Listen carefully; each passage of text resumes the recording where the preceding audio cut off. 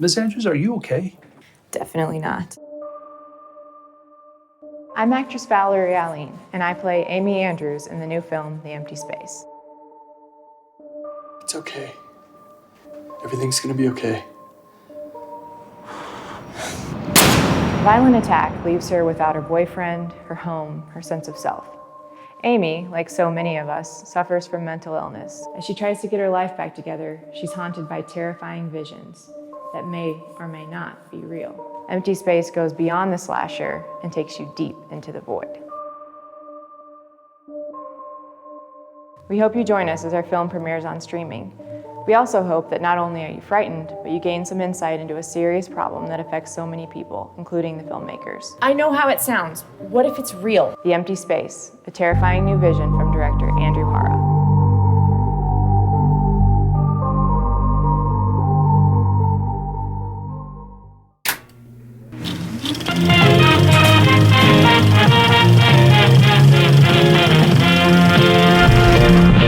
What's up, guys? I'm already committed to holding the microphone, so I guess that's what I'm doing for this episode. Welcome back to Halloween Town. We like to call it Halloween Town here on to Exorcistville, Northern Maine, is where this podcast takes place. But yeah, welcome back. It's now time for Exorcist III. It kind of feels like we've been doing this for a lot longer because it's just week 2, but we haven't. It's only week 2. Anyway, this is going to be fun. We have 2 more movies to get through. We have also brought on another guest. You guys know her from her other appearances. It's Abby. She's back. Hello. Hello, Abby. How are you? Thanks for having me. Of course. Yeah, well, William's still out of town, so we wanted to bring back people who we like talking to. And also, I don't know, what was the last movie you did? Miracle Life? No, the 2 Mikey and guys Nikki. who hate each other. Yes. Yeah. So Yeah, it was time to do another We Pick. And so, yeah, last week we covered The Exorcist 1 and 2, and this week we're covering The Exorcist 3. But before we get into that, let's ask Abby. Abby, have you seen the other Exorcist movies, and what are your thoughts on the series? I've seen The Exorcist 1. It was a really long time ago, though, like ages ago. I definitely saw it too late for it to be scary to me. Whereas I had friends growing up who had seen it really little and thought it was the scariest movie of all time and were scarred for life, et cetera, et cetera, et cetera. But I remember enjoying it. I can't say that I have any definitive thoughts other than I think it was good and worth a watch. I have not seen The Exorcist 2, but I did read the Wikipedia entry for it. And I desperately need to see it now because the critical reception section of the Wikipedia entry is incredible. So yeah, I was coming to this really having only vague memories of Exorcist 1 and absolutely no concept of what happened in Exorcist 2, although I gather that is not important. Yeah, no. Well, and it's yeah. We also were like, yeah, there's no way The Exorcist 2 could be that bad. And then we watched it, and we were proven wrong. But it's not like I am almost curious what the Wikipedia says. It's like, does it capture how both monotonous and crazy it is at the same time? You know, it's just very. One of the interesting that's kind of the things, sense that I got from the Wikipedia entry. Yeah. And I wish I had known this before, but I also read the Wikipedia, and apparently they had asked the director to make the first Exorcist, and he was like, no, I don't want to do this movie because it seems like it's just a child getting tortured, which is kind of what happens. But they hired him for the sequel, and it's kind of it's interesting to that they hired someone who didn't like the original to make the sequel, especially when you look at it now, where even actors have to be oh yeah, actually, this character from Moon Knight he's been my favorite character since I was a kid. It's nobody's favorite character is anyone from Moon Knight. But you have to play that role now, or back then they just be I fucking hate this movie and I'm making another one. Who cares? Yeah. That's really funny. So what can I ask, what is y'all having fresher eyes on Exorcist 1 and 2? What is your assessment thus far of Exorcist 1 and 2? Well, I've always maintained that The Exorcist is one of my favorite movies, but only because I'm super Catholic. But that's fair. I think that's real. And I think I might get more into my thoughts about 2 as we cover 1, because I feel like 1 and 3 have a lot in common that's definitely missing from 2, but I didn't realize it until I saw part 3 again. Mhm. And I've always kind of liked the Exorcist series just because they all go in such weird ass places that doesn't make any sense, and none of them really feel like a I think it's sequel. yeah, I think like I've never seen any of the Exorcist sequels prior to this. I had only seen the first one, and I think my I don't know why specifically. I assume it's because 2 is so universally reviled that I had just kind of assumed like written off all of them. So I know essentially nothing about the series generally. Oh, But okay. Well, yeah, they're all pretty badly re- received, and uh-huh. seems like these new ones are following that trend. Yeah. But I think it's interesting because, like, if you look at other movies, like you look at the Friday or the Freddy franchise, it's like the thing that connects them is the villain. But with the Exorcist movies, the thing that connects them is the characters, which isn't really like there's no other real series that does this. Where it's Mhm. like in part 2, they're definitely fighting like a different demon. The only thing that connects them um Reagan, and in this one, the connection is the cop from the first one, who's now played by a different character. And Father Karras shows up, but that's a spoiler. But I think like, you'll find that the Universal Classic WB franchise, the Conjuring franchise, is also connected by the characters. but see, even the Conjuring's eventually like, oh, the nun is in control of Yeah, all of this is this. fair. Yeah, I say this as a beloved the Conjuring verse fan. Make 40 of those movies, please.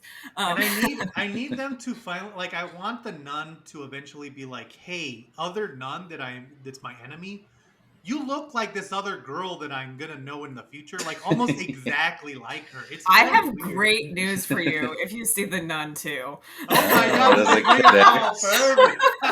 Does That's they not a played spoiler. I merely say that you should check out The Nun they too, which played I the long thoroughly game. enjoyed. Yeah. I saw that movie in a virtually empty theater. It was incredible. it Like would 2 have people to be, came in at the right? last second.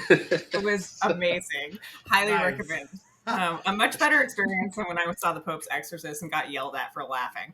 Uh, Yeah, I got in a Twitter fight the other day because someone was like, if you laugh during a movie, you need to not watch movies with other people. I was like, laughing is involuntary. Sometimes it just Yeah. happens. Sometimes it just happens. It's not my fault. That sometimes getting heads cut off is fun. Like, I was watching a movie earlier today, and someone got impaled with a metronome, and I laughed out loud because it was so ridiculous. Yeah. That's just funny. How do you not, But yeah, but now uh, let's. Oh, Josh, what are your feelings about yeah. Exorcist 1 and 2? Oh yeah, yeah. Well, I actually We like don't you. encourage Josh to talk. I saw it later in life, not as a child, and I'm also not Catholic. But it's tricky because our last guest also had literally never seen it, and was like Sure. in their like 20s or whatever.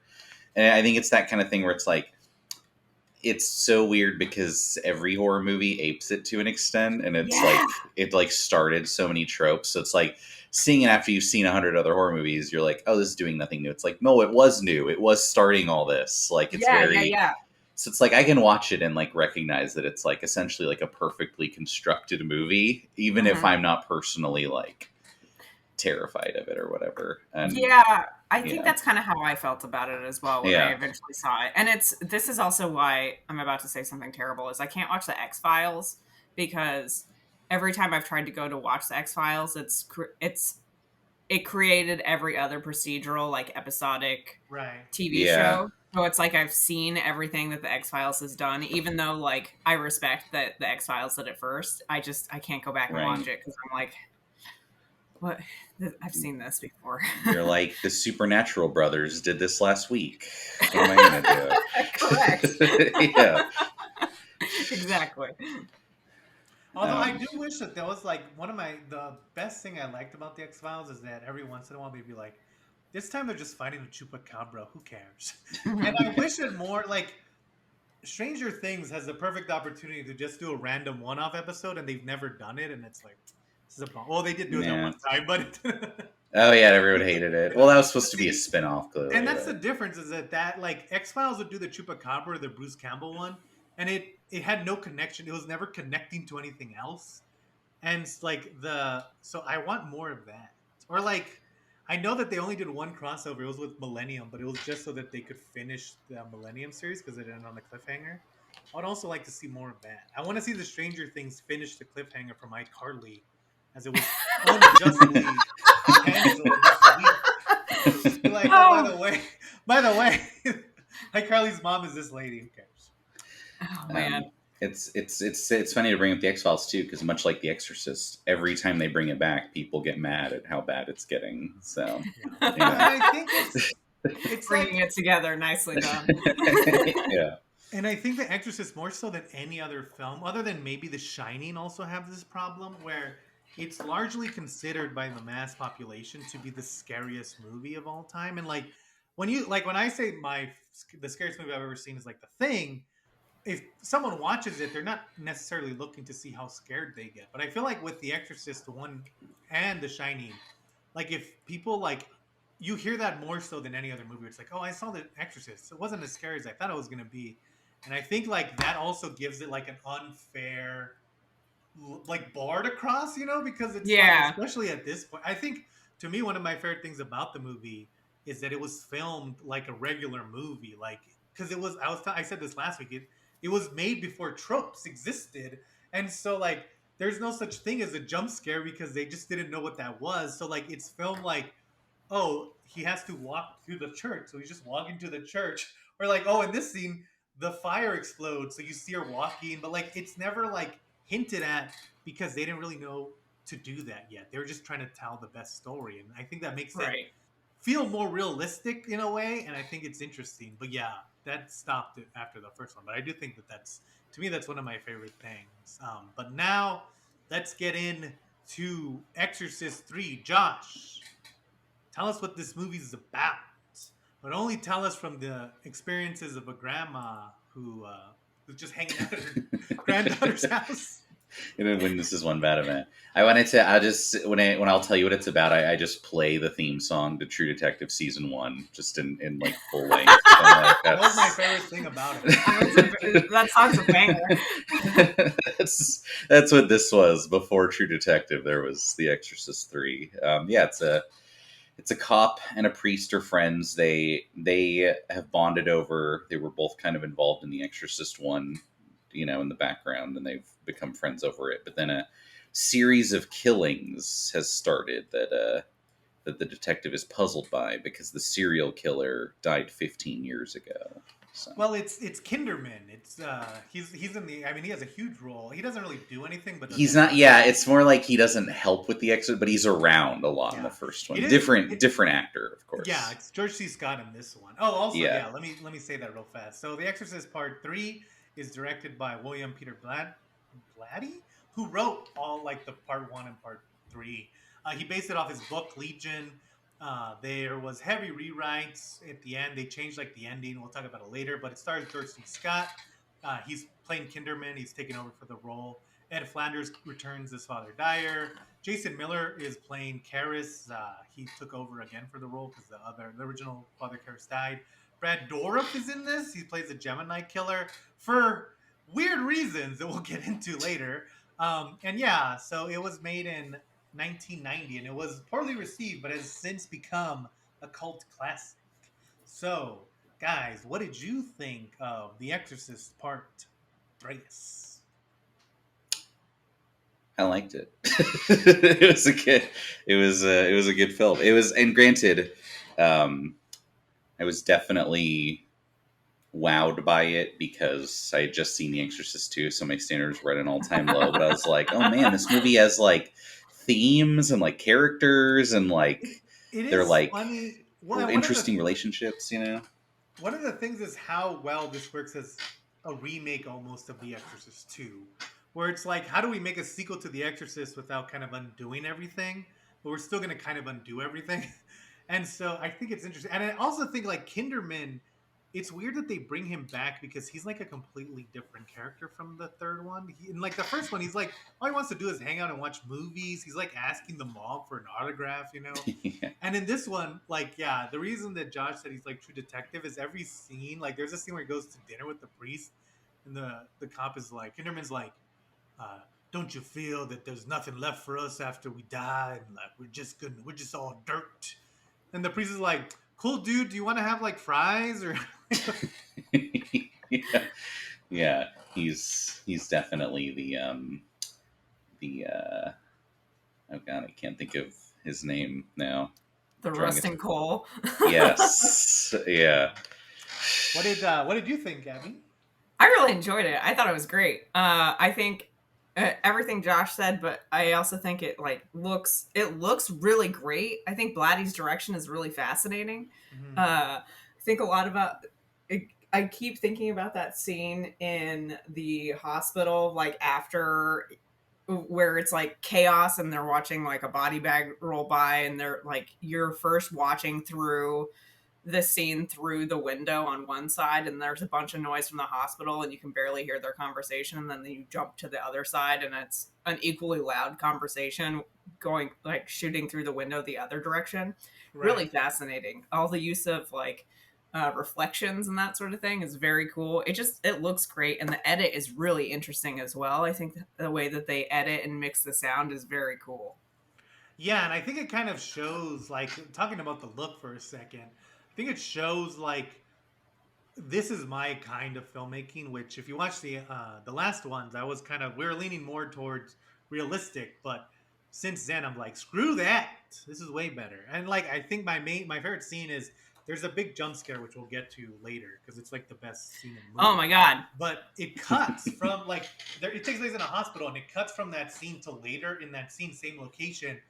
But now it's nighttime, and the way they've lit it is so stylized. Like there's a random orange light against the roof, and it's all black. But George C. Scott is also highlighted with a blue light, and it makes no sense for the hospital to look like this because it's a hospital, like it needs to be on all the time. If you ever been to a hospital, they don't turn off the lights. They'll turn off the lights of a room, but not the hallway lights, But it adds it shows you immediately like that there's a stark difference from where they were a second ago in the hospital and where they are now, not just in terms of time but in terms of tone and how things are going. And it just like, I don't know, just the way that he really plays with like the wides and what's in the frame every single time. It's like a starkness to it, kind of. Yeah. It's very, in a way it's very, very different movie with different themes, but Eyes Wide Shut. I don't know if you've both seen Eyes Wide Shut. Oh, sure. Yeah. But how there's this kind of undercurrent of like evil everywhere, like even when he's just like getting like food or whatever. This movie has that in like, kind of a similar where you're like, oh, it's unpleasant wherever he goes. Like life is bad, Yeah. Like it's interesting. And I'm glad you said that because that's one of the things that I wanted to talk about, which is lost in The Exorcist II. But they bring it back for this one, and I think it's because it's Blatty, and he's like kind of playing with the same themes. But one of the things that I noticed watching The Exorcist is I think what makes it so effective is that the whole like hour of the first act is just showing how bad the earth is, like how bad our medical system is, how bad being a priest is, how bad like living in the 70s kind of was, or living in corporate America is. Like nobody's like really, like everyone's kind of struggling in one way or another. And I think that grounds it, because then when shit starts going back, you have to have this theme of like, the world's never going to be perfect, but you still have to fight for what's good, And I think in The Exorcist 2, taking that out and just kind of making it solely about the possession kind of ruins that, because it takes out the realism. And this one brings it back where like, again, Kinderman like has been like, Kinderman's on his way out, but he's been so beaten down by how shitty the world is that he's just a completely different character. And he's also like, everything is just kind of a bummer to him, and like he's never really surprised by that much at this point. And like you spend a lot of time like showing how bad they're in a mental institution for a large part of it, and showing how bad that is for everyone. I think there's a scene when he goes into the mental institution, he's like looking for a patient, and this lady comes up to him and she's like, "Are you my son?" And he replies like, "Oh, it'd be great if I was, huh?"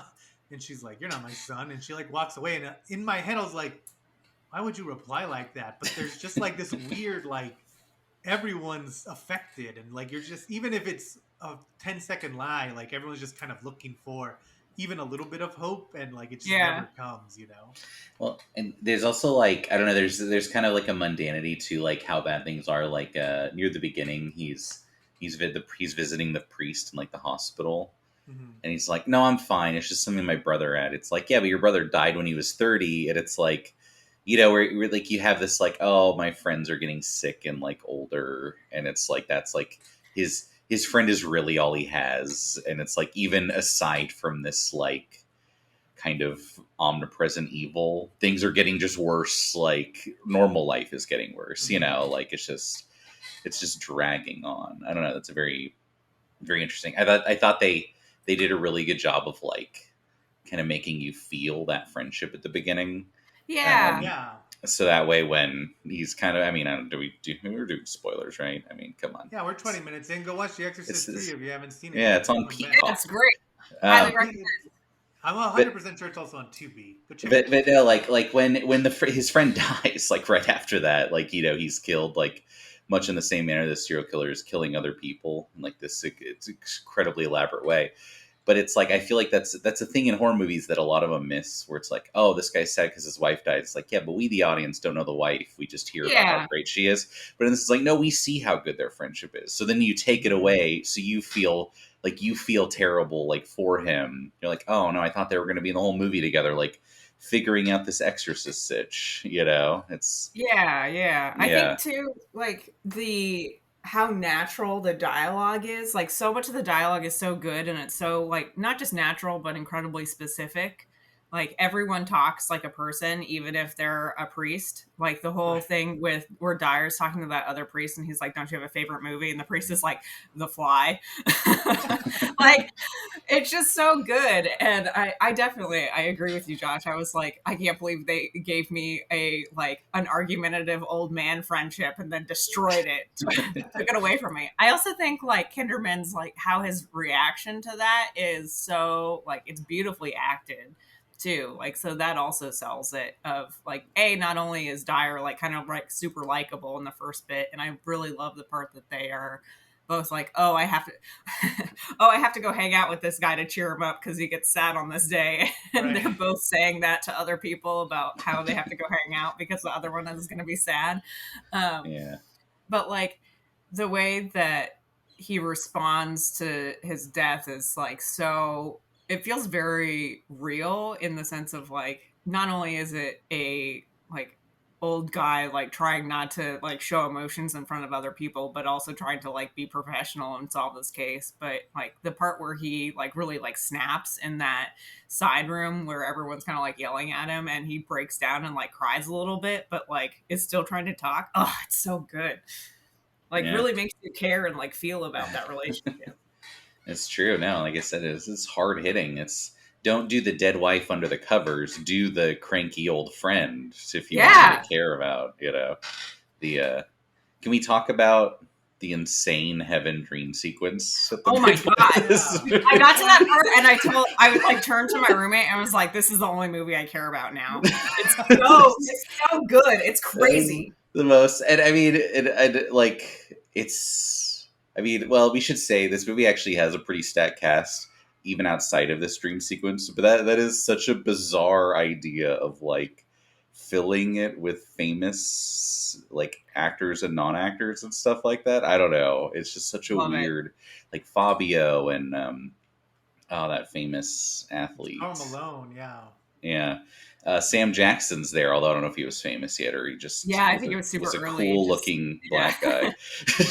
But even then, Sam Jackson is he had been like Goodfellas at this point, or this is a year he's in Goodfellas, so he had been in a bunch of stuff. So it's weird to have like every person in that dream sequence is some kind of character actor, and it's Patrick Ewing, not Karl Malone. But yeah, it's okay. So what's happening is the murders are starting again, and they think it's someone named Gemini Killer, but there's like some connection seems to be to the original Exorcist killings, especially because he's going after some of the priests who worked on it, and he's also like and Kinderman's investigating again, and so like it's also funny because his like someone cuts off a priest's head and like replaces it uh, with the statue of Christ. And then his priest friend also gets killed. And like the way they kill him is they take all the blood from him and put it in little jars next to the bed. And then he has like a dream of like being in heaven. And then like the next scene, Kinderman's like, "What could this mean, Father?" And it's like, "What do you mean? What could it mean?" It's spelled out so clearly for you that the devil's back. I mean, he has that dream before his friend dies, though. Like that's the last thing, like right before it. Well, Because because he's dream. yeah, That's he's how like he finds out. Yeah, and then he goes. he's like, it's not a dream to me. And then you see he has stitches because the other Yeah. priest also has stitches because that's they both had their. So it's like maybe it was a dream, maybe it was a glimpse behind the curtain. But that's what I'm saying. Like at this point, he's already been in the viewpoint of one exorcism, and now he's kind of close to another one. Right. I feel like at this point, you should be like, you know what? I'm gonna go out on a limb here and say it's the devil. Like it might be wrong, but let's start with that hypothesis and work our way back. You know, I will say I did get the sense that the movie they wanted to make, and I think, and I didn't read fully like what the original vision for this was because I know like they had to kind of like retool it a little bit to connect it more to the first one. I got the sense that it's supposed to be like Kinderman again, but he thinks it's an Exorcist thing, but it's not, and it's just one of those like he never got over it, but it turns out to be something slightly more mundane than like demon possession. And I don't know if that's the case, but that's the vibes I got. It's not even close. I don't even until know how you it's because I like to me it's like it could just be like a serial killer doing things for the first like 45 minutes. Well, I mean, yeah, but you could say that about the original one too. That it kind of feels like that's true. I thought they were going in like a different thing, and then I did see that they like made them like reshoot the ending to have more Exorcist stuff, but no, like once you know what the twist of this movie is, the links are all there, so it's definitely like works along those lines. It's just more like it almost feels like he wanted it to be a different story, so still included like a little bit of like maybe it is just a serial killer, but yeah, no, it's the original. I mean, the book is more in the vein of like it stars Kinderman and it has them kind of chasing the stuff. It just doesn't end with an actual exorcism, and then or whoever made it was like, put an exorcism in there and name it The Exorcist. And I think that's like what. Is it still Pazuzu the demon? It's never Pazuzu except for in that one. But I think what Josh is talking about is both exorcists, they kind of approach them from, and I made a joke of it earlier, but they approach it from the fact that like, even if you had seen an exorcism before, you shouldn't jump to it's the devil right away. And so we spend a good time having him being like, making sure that it's not, like making sure. Especially if you're like a homicide detective, right? Like, presumably the man has seen some shit outside of exorcism. But yeah. Well, and I think like one of the cool things is because, like I said, they kill a priest at the beginning and they replace his head. And I know that there was a deleted scene where they show it, but in the movie they don't show it. And then they kill someone else later on in the movie, and they do the same thing, but they don't show it. They just zoom into a shot of the statue already missing the head. And so you're able to infer that, like, oh, they did it again. And they don't ever talk about that they're doing it again. They just show you that thing and that scene. And I thought that was, like, super clever way of doing it, Yeah. No, I really like how, like, restrained it is, actually. Yeah. It's pretty neat. I would agree with that. Until the actual exorcism at the end, and they go balls to the walls. Yeah. So. And like, so I know that that's the part that they made Blatty redo because they were like, no, bro, you got to have an exorcism in there. And versus, I think from what I was reading, I don't know if we want to talk about this later or if we want to talk about this now, but go ahead. Yeah. Okay.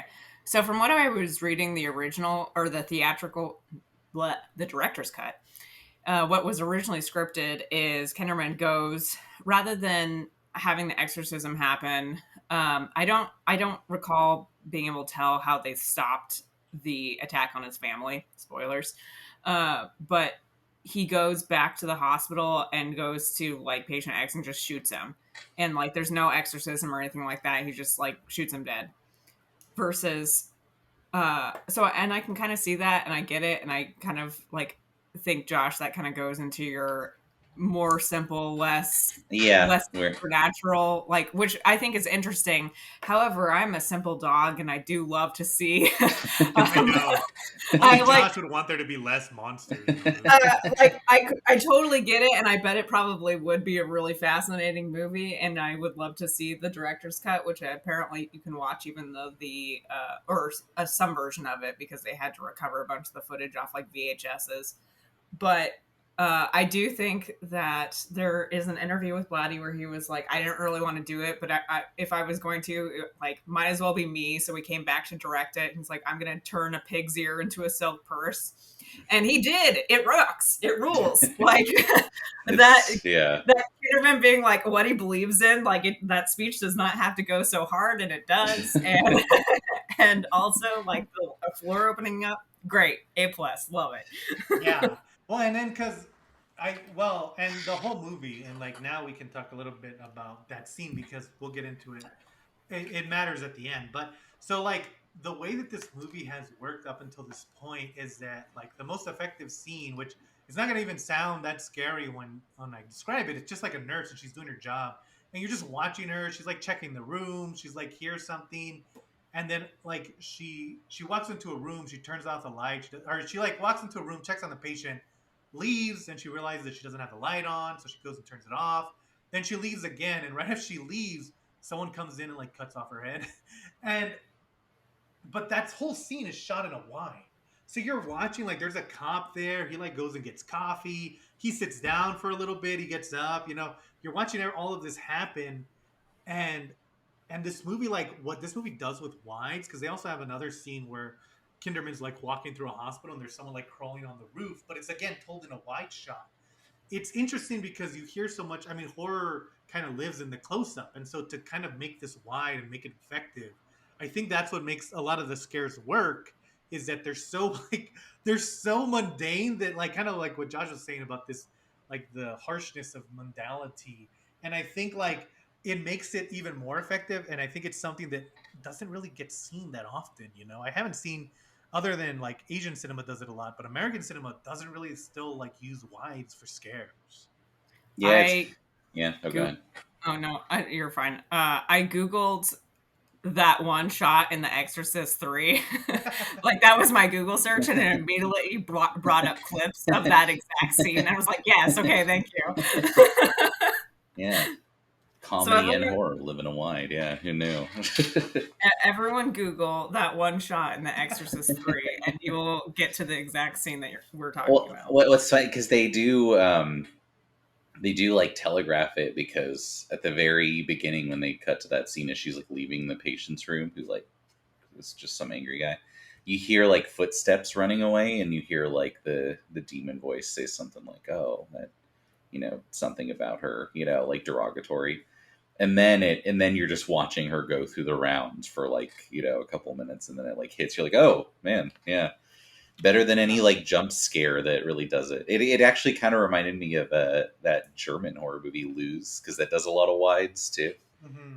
I don't know if you remember that, but yeah, I don't remember that, but I do remember that. Also about demon possession. So check out Lose. I think it's interesting because of how this movie kind of like plays with the time. And I think one other scene that I just thought was funny, and I just want to talk about it. So there's like a part where a good thing about this is that you see character development in the demon, because if you remember the character or the devil in The Exorcist 1, it's a lot of like misdirections. It's a lot of like, oh, did I really do this? Or do you know what your daughter did? But he never says what the daughter did. He just kind of implies everything, Even when the priest dies in the room, the devil's like, Karis asks him like, did you do this? And she just kind of shrugs like, I don't know. Like, it's a knowing shrug, but it's still a shrug. Where in this one, you can kind of tell that apparently, so what happened was the demon got himself into Karis, and then Karis threw himself off the building, essentially killing himself. But the demon's power was strong enough that it was able to keep him alive. And so they just kind of like found him. It doesn't really make any sense how they found him when he was like, should have been taken to a hospital, but we're just going to skip that part.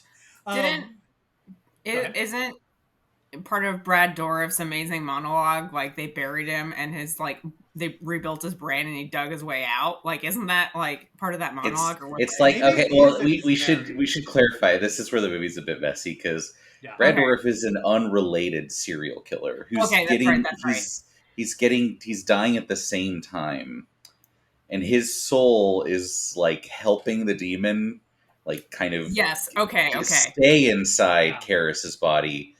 And then I think they like take him to the morgue and he has like enough to like, I don't know if they bury him or I he don't like remember if gets. they bury him I- or if He almost talks somehow about he's like, alive. oh, He talks about I climbing got out of a out. cheap coffin. No, Like, so maybe that's what it is. No, maybe they But- were. Maybe they're like getting him ready, and then I don't know. But the But they point do is, find him, and so they take him to this mental institution. But it's taken him 15 years to rebuild Karras's like body and especially his brain because it's like all mush, and so that's why he's been kind of stagnant this whole time. But one of the things in this one is that the demon or the devil or whoever it is, he's bragging about every crime that he does. He's like, "Oh, I did that for you. Oh, I needed you to," or like, "Oh, I had an answer to your question. The priest gave it to you, like the priest that just got killed."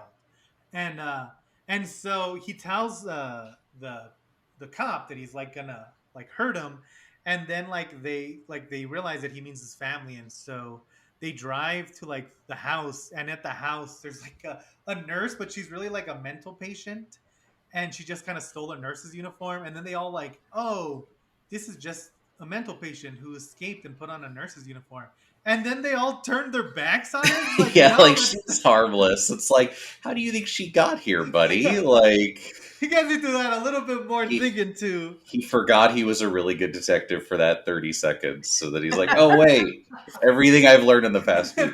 And then, but then it good cuts thing to, his mother-in-law was visiting. it cuts to one of the best scenes where like they're about to cut off the daughter's head, and then the grandma grabs her head and pushes her out of the way, and you can see the head move, and it's like right out of the scissors. It's very Looney Tunes, like boy, yeah. It's Love it. it. Yeah. But but- I think like all the scenes kind of take so long to build that when you get to the end and it's like everything's coming at you all at once, it kind of feels like the movie's earned this kind of grand finale. And I kind of like that they give it a grand finale as opposed to like it's still all thematically mixes because you see a lot of movies nowadays and they will like the one I keep thinking of is House on Haunted Hill, where it's like at the end it's just like a big shadow that attacks them, and it's like, why is it this? Like, what is Yeah. happening? You know? yeah. No, I know it's not what the director originally intended, and I'm sure if I was someone who was directing a movie, I would be incredibly pissed off if I got told that I had to redo the ending.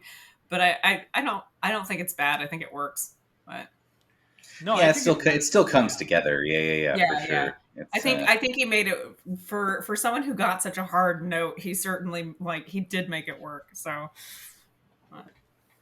Yeah, and I think it works because again, I think when we reviewed the other Exorcist, I kind of talked about this muddling theme, and I think one of the reasons that people talk about how if you're Catholic it affects you more is because the whole movie depends on whether you believe in the afterlife. Because Karras finds his faith, and the reason that he gets a happy ending is because he throws himself out the window because he gets to go to heaven, which is it's a fucking weird ass ending, and especially nowadays I don't even think it would fly just because of the implications of killing yourself and everything. But I think like this one also does the same thing where it's kind of like they're fighting for the soul of like these people, and so it has to kind of have a grand ending. Like there has to be more than just like saving this one person. just a 'cause guy it's not walking and about that shooting him.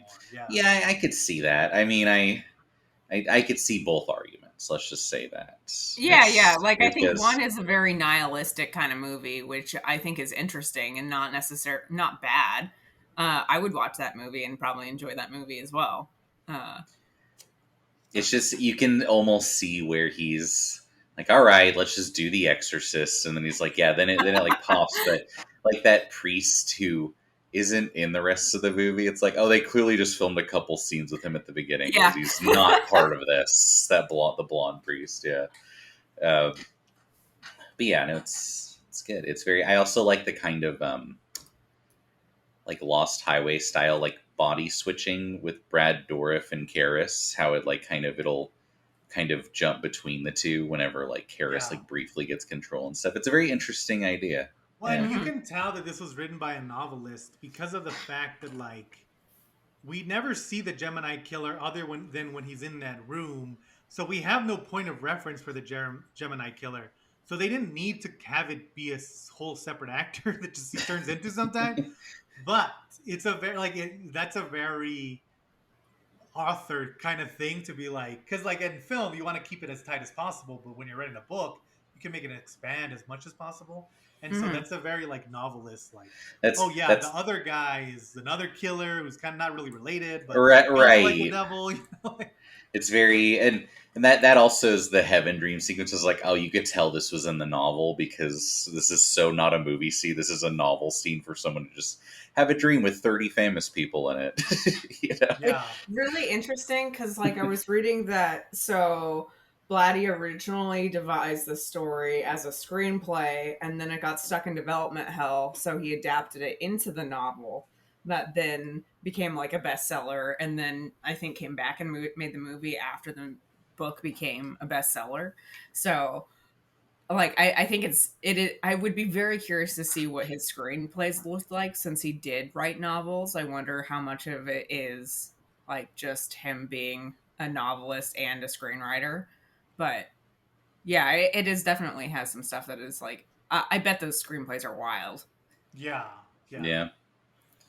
One can imagine. and I think I think it's interesting, especially it kind of feels a little bit like that Texas Chainsaw movie where the writer comes back, but Toby Hooper didn't part 4, where it's like you can tell that they've continued the theme and like that stayed with them, even if nothing else stays the same. And I think that makes it a more interesting sequel because, like I said, this could have easily just been a remake of the first Exorcist, which it looks like some of the other ones are, where they just like, oh, now someone else is possessed. Now we got to get another priest to fix it, and maybe like they have a dream sequence with Karis or something.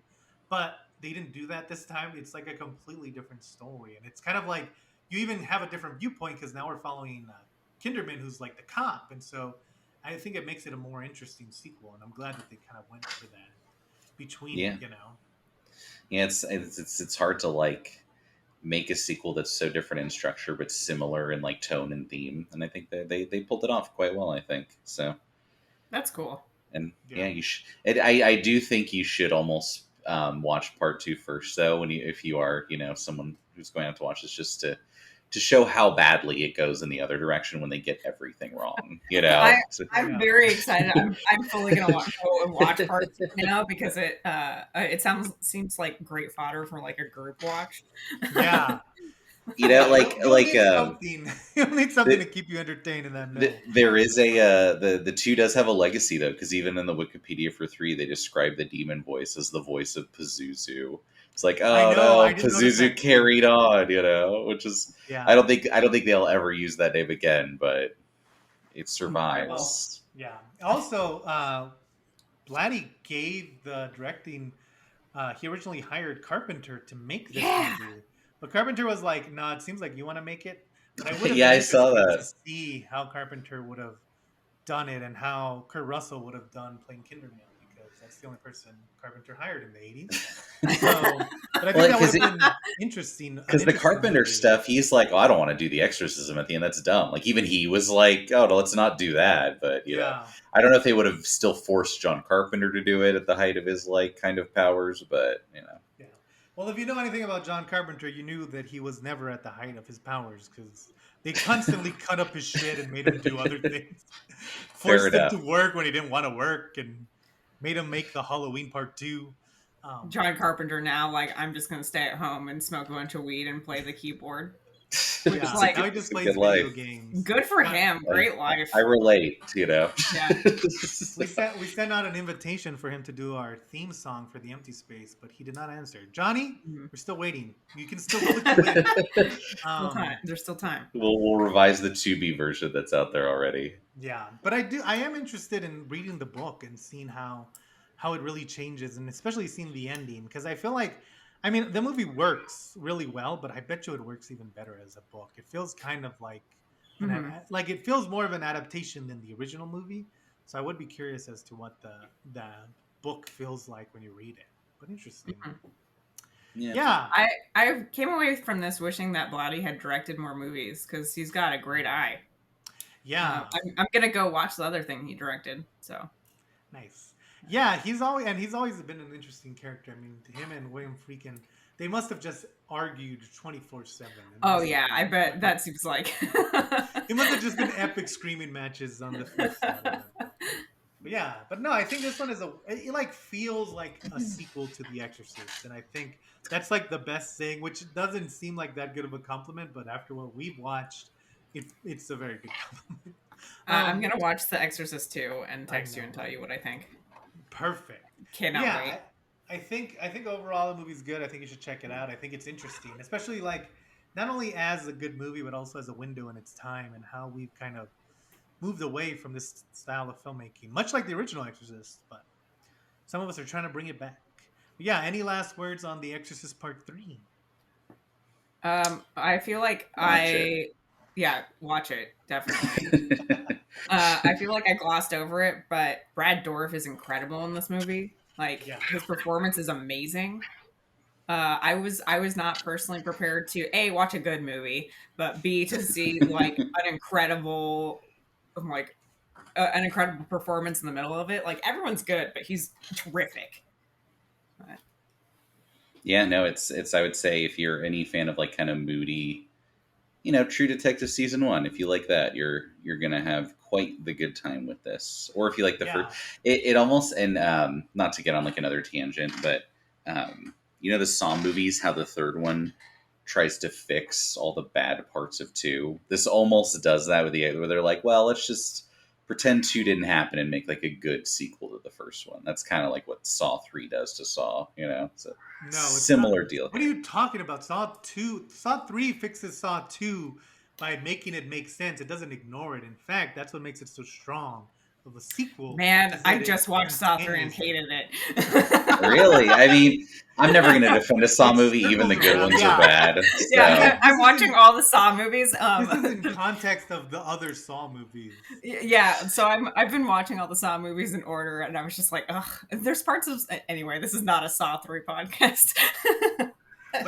But this is more of like the one that it kind of like Halloween 2018, where it's like, no, this is just a sequel to the original. We're going to ignore everything else. That's what this one feels like, more so than Saw 3, which kind of incorporates... Tries to recontextualize Saw 2. Fair enough. Retcon. Yeah. Well, maybe if this podcast is still going in 6 years and we've run out of good horror franchises, we'll do Saw 1 October. So...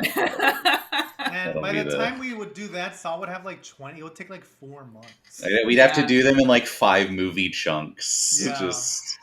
It's like, well, we've already done The Conjuring and Annabelle, I guess. So it's just Saw it is. I think it's really interesting. In the middle of watching Saw 3, I was looking up best Saw movies lists, and they're because Donna was telling me, she was like, they're all different. So, like, the top 5, no matter what list you go to see, they're all completely different orders. Yeah. It's wild. So, a Saw movie can be so personal. I think it's because the Saw movies are so because it's a continuing storyline. So it just depends on how much you like that particular storyline. But I think that makes it interesting. Yeah. As opposed to like other ones where and I always find that more interesting. Like Chucky does it too, where like if you watch Hellraiser. By the second one, like none of the original characters have returned. But if you watch Saw, it should come with like a little book that tells you like everything that's happened with them. Because I remember me and Josh used to watch everyone in theaters, and like the first 20 minutes, we would just be sitting there and be like, I don't know who that character is. But the movie there's like a reveal. Cinematic universe. I think there's like a reveal in Saw 5 that half of it's taking place during Saw 3, and I was like, you're asking a lot for me to remember Saw 3, like that I remember this second tier detective, or like there'll be like a shot of just like a photo of Danny Glover in like Saw 6. You're like, oh yeah, he was in the first one. Love it. Incredible. This is nonsense. But anyway. I do think that makes the Saw movies interesting. But yeah. So good. That was our review of Saw 3, guys. Yeah. Watch it or don't. I don't give a shit. So next week we're gonna take a little break from The Exorcist because William wants to do the first two, and so we'll cover those with him. So I think we're gonna watch another movie. It'll be, I mean, it's Halloween. It's gonna be horror related, but check us out then, and then check out The Exorcist 3. It's probably somewhere that you have access to. Peacock or And check Tubi. It's on both. check out the Empty Space and do Empty Space Exorcist 3 Tubi double feature, and Yeah, then it's true. just turn on the Empty Space and leave it on afterwards. I mean, I'm just kidding, guys. Don't listen to me, Tubi. But anyway, we'll see you guys next time on The Exorcist Squad.